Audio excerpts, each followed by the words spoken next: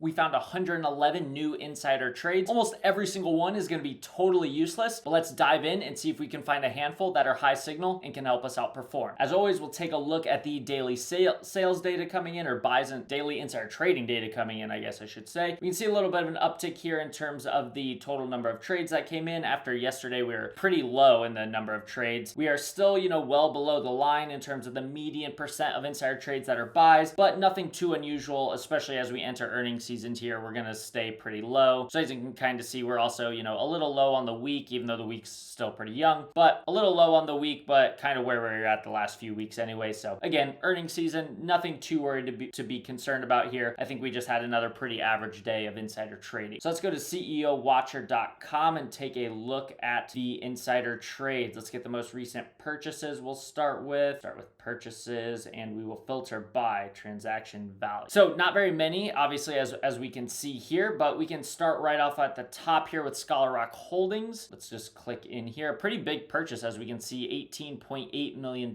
by a director here. Go take a look. We can see no other real purchases anytime recently at all. Looks like, this is a biotech company, so must have had some good news back here about a year ago. So we're looking at Scholar Rock Holdings here. You can see, obviously, some good news came out apparently about one of their drugs about a year ago. Been up a little bit since then, about, let's see, I guess we can just look, about 30% since a year ago, but 60% in the last 6 months. It looks like maybe some news that the FDA declines to approve their muscle weakness drug, which we'll want to take a look at. But certainly notable that this is our first buy in basically 2 years, first insider buy, and it's a pretty big one at $18 million.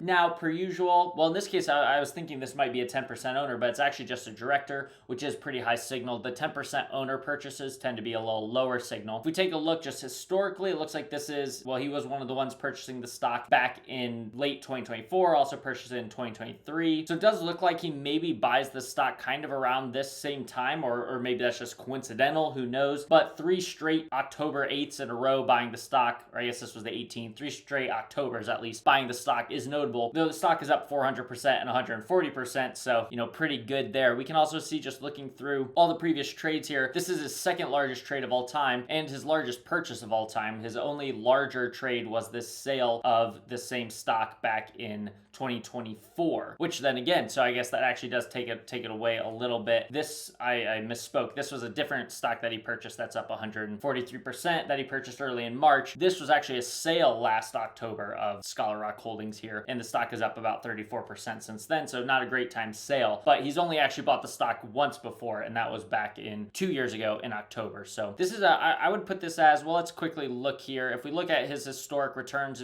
averaging about 6% on the buys 1 month, 20% 3 month, 28% 6 month, and 66% 1 year. So obviously killer returns there. However, if we look at the win rates, he's sitting right around about a 30% win rate here, but right around a 50% win rate over the longer term. So he's clearly timed a few of his purchases very well before at some of these companies. So it looks like he was actually just taking some money off the table after what must have been a good earnings, or a good trial result there. But he's had a few big wins, obviously, on some of his purchases, and on average, his purchases go up much more than they go down afterwards. But only a 50% win rate, so still kind of hit or miss, though obviously the upside sort of outweighs the downside. If we look through a couple of these other, well, we can quickly see, like this purchase back here in early 2025, in March of 2025, obviously with the stock going up, over 100% there in the next 6 months after this, that's gonna be, it's up 140% now. That's gonna be a big win. This one's up 400% now. So obviously these are all up 100%. So these huge wins kind of outweigh the fact that he also has some losers here, but much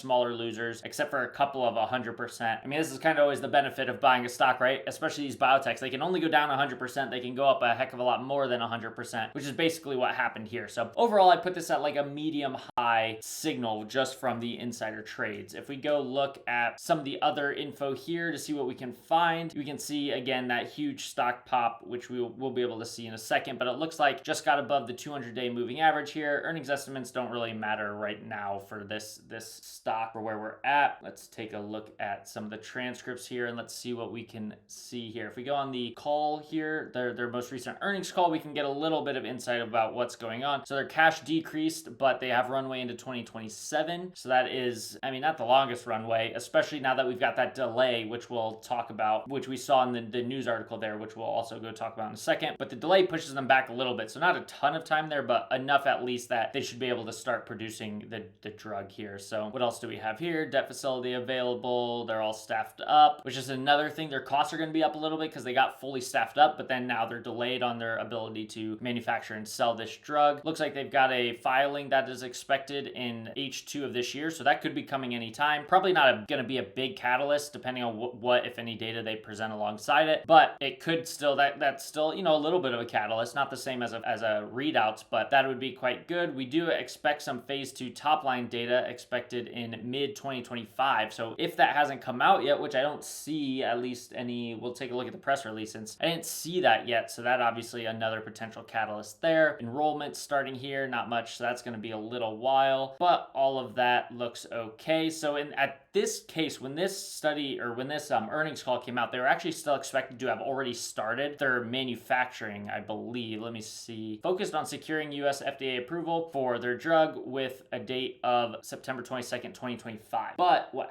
happened is they issued a complete response letter basically saying, which means it's delayed. But the reason, so they did not get FDA approval, which typically would be bad news, obviously, right? This happened September 2020 or September 23rd. But if we go look at the stock price on September 2020 or September 23rd, the stock on the 23rd went up, if anything. So it opened, yeah, I mean, it went up quite a bit. It opened at $29.90 and closed at $33.75. So, I mean, just objectively bad news came out. The FDA, I guess the only, maybe you could construe it as not bad news because technically, which we'll read right now, I keep jumping all over the place, but which we'll read right here is that the FDA did not approve it because of this drug itself. It was because of the CRL is related to observations identified during a general routine site inspection of Catalent, Indiana, a third-party fill finish facility that was acquired by Novo Nordisk. The observations are not specific to the drug, so it did not cite any other approvability concerns. So I guess in this case, maybe what is almost certainly the positive spin is that the reason this is delayed is actually just due to the manufacturer, not due to the drug itself. So there is still expected to be FDA approval of this drug. This manufacturer just needs to get some stuff in order, which normally it seems like the estimates were about 6 to 9 month delays from what I could see from some of the analyst reports, expecting 6 to 9, maybe a year delay. However, again, they only have funding till 2027. A year delay obviously means just a year before you start to get revenue and stuff. So, and they've hired a staff, so who knows what they're going to have to do with that. So all of this overall would be, you know, probably slightly negative,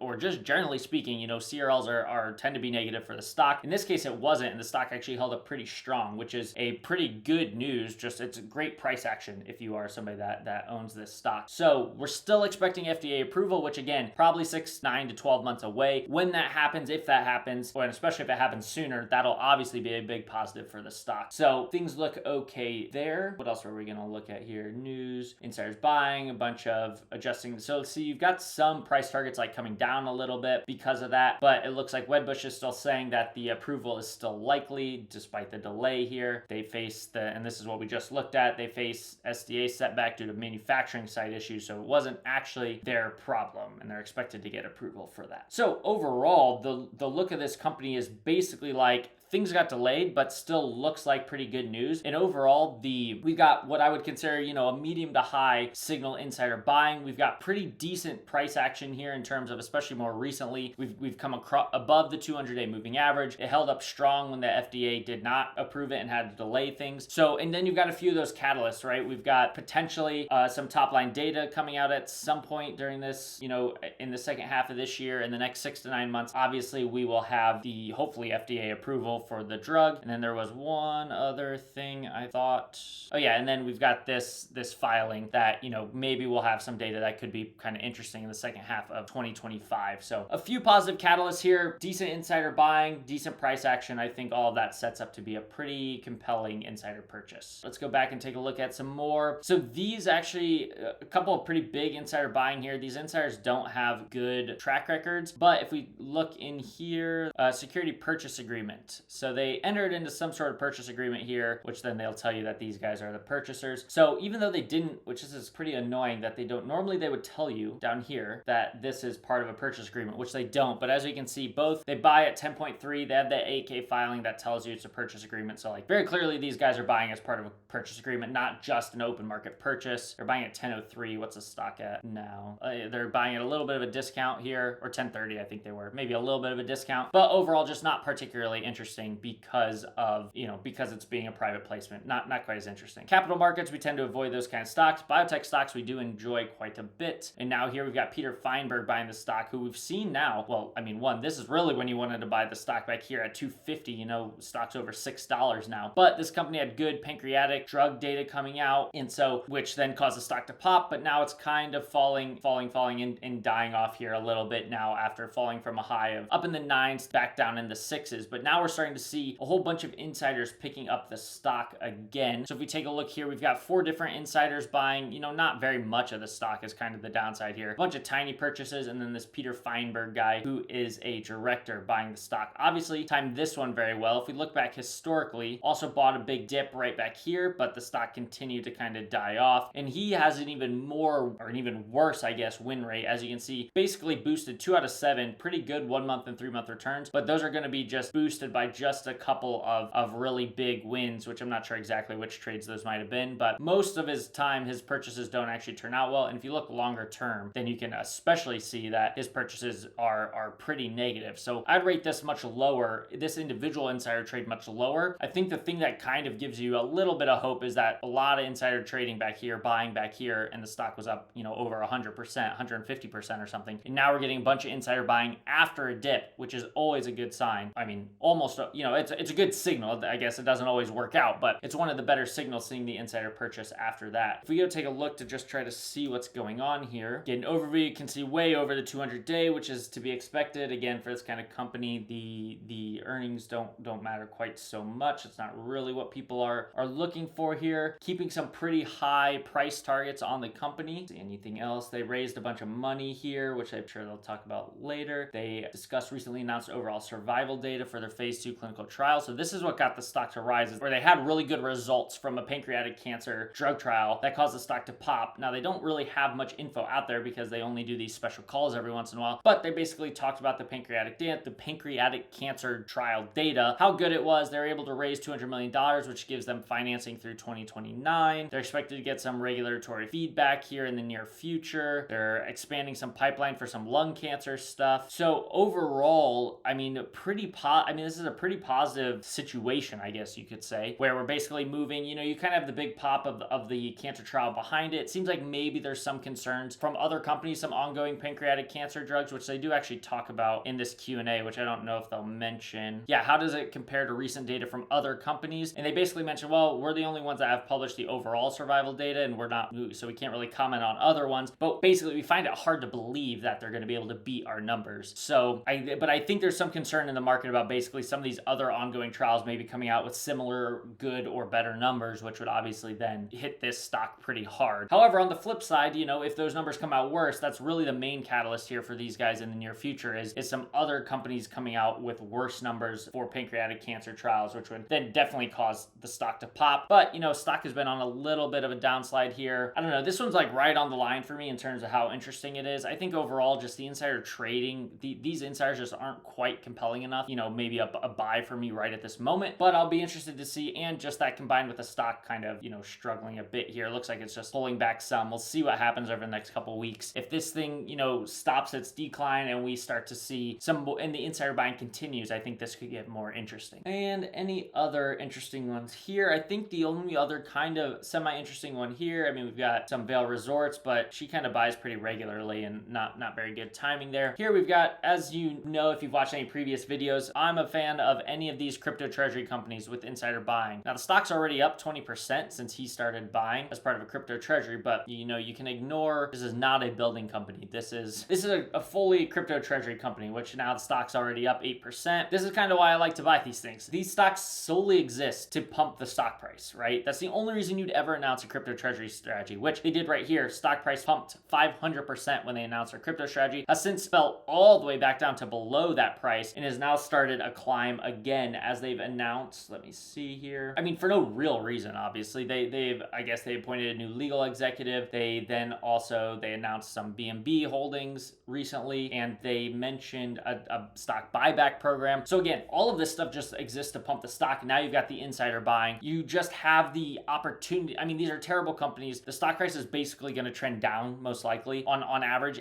except for when they're able to then just occasionally put out press releases that pump the stock. These companies only exist to put out press releases to try to pump the stock. So when you see the president and the CEO also buying the stock, that to me is just more like kind of pumpy behavior, meme stock behavior, and something that I personally have a small sleeve of my portfolio just interested in these kind of plays, because I think the upside is so high, because you might just get a 50, 100, 500% if you're super lucky, but 50, 100% pop off of a press release that you can then obviously just take your profits after that. So that is another interesting one. Let's go quickly look at some sales here. And at the stop, we're going to see a bunch of stuff we've already seen before. We've got Magnetar continuing to sell CoreWeave, and they have so many shares left, they're going to be selling forever. We got Lilly Endowment continuing to sell Eli Lilly. Now we see a bunch of these commercial bank group sales, but we can just pretty quickly look. If we just hover over this, we can pretty quickly see they IPO'd, and these are just sales right after the IPO. Not much to glean from that. In my opinion, we've got Jensen continuing to sell Nvidia Corp, which I do think is kind of notable, because he doesn't sell the stock a ton of the time, though he did sell back here, and the price obviously is up 50% or so since then, 40% since then. But a whole lot of selling from Jensen, but not only that, a whole lot of selling from a whole lot of other people at Nvidia. As we can see here, the overall selling at Nvidia is up to, let me go so we can get some quarters here, over $1 billion sold in Q3, and we're already $84 million in Q4, which we're like 8 days into, or whatever it is, a week into. So a bunch of 10b5-1 sales, more. This one was the IPO again, bunch of 10b5-1 sales. Magnetar again selling CoreWeave, 10b5-1. We looked at this one yesterday. So it was the largest sale ever, the second sale in the last week. Good track record here from this guy, as we can see, 15 out of 15. But now I do remember that this guy, all of his sales were back at a different stock. If you remember, he sold a whole bunch back in 2017, I believe, or 2022. I guess I'll just go look. All back in 2021, so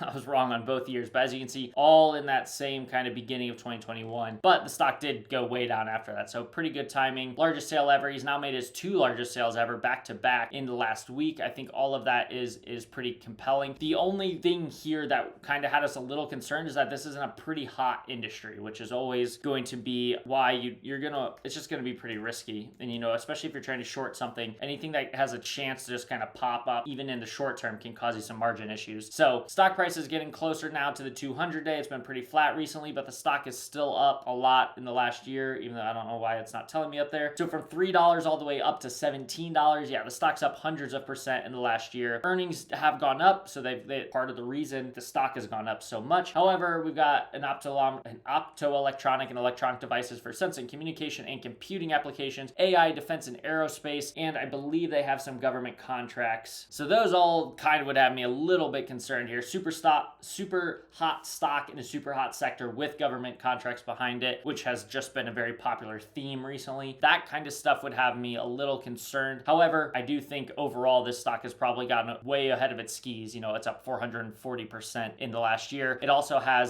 is doubling headcount, is estimating way lower growth in the future. Overall, pretty strong setup for why the stock is going to underperform, just with the added risk of it being in a hot sector and having those government contracts. I think we talked about that more yesterday, so you can go take a look at that if you want to. Here we've got a pretty interesting one. We've got a director selling, or 10% owner selling his entire holdings of this Astrotech Corporation. Now, Astrotech is a tiny company, so there's probably not much you can do, as it's going to have very few shares that you could short if you wanted to. There's not going to be any options on it, but look at this. $8.5 million company that he sold $1.6 million of. So literally 20% of the company just got sold. And then if we look at like press releases, we can look at their most recent results from 2025. The revenue decreased to $1 million. So as their subsidiary sold less devices than the previous years, their gross margin did go up a tiny smidge, but you basically have this tiny no growth, not even no growth, literally falling revenue company. The stock price has been a disaster for years. Occasional pumps, which is always going to be an issue in kind of small cap stocks, but this company seems like it's kind of falling apart here. But again, probably too small to do anything with. But interesting, you rarely see 20% insider sales, or insiders selling 20% of a company, which is kind of interesting. The only one other thing that I thought from today, well, 2 other things I guess we'll quickly look at.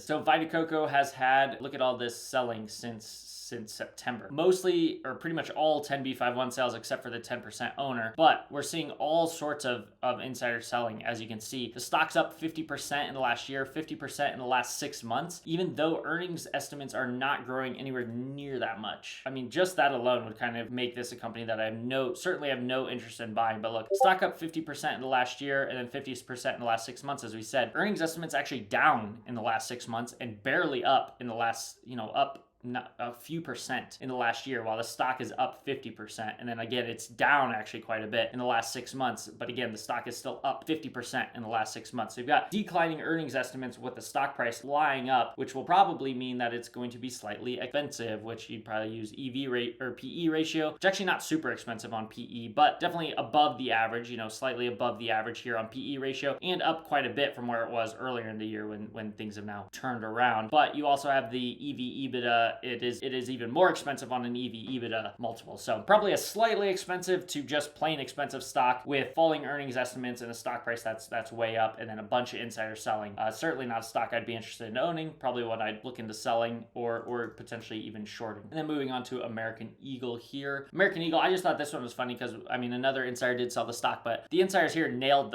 they were selling up in the 19s and the stock's now down at 1550. So they nailed the post Sydney Sweeney bump. They faded that Sydney Sweeney bump quite well, which always one of the more compelling setups to look at is grouped insider selling after a short-term pop, or group insider buying after a short-term dip, or group insider buying after a long-term dip is also interesting. But in that case, you'd be trying to figure out if it's a full-blown turnaround play. When it's just after a short-term, like these kind of earnings jumps, then you're basically saying, okay, these are just insiders saying, hey, this might be a little overextended, or on the dip saying, hey, this dip is short-term and not justified. So I think that is always an interesting setup in the insiders here nailed. So you can go to CEOWatcher.com and find all these insider trades for yourself.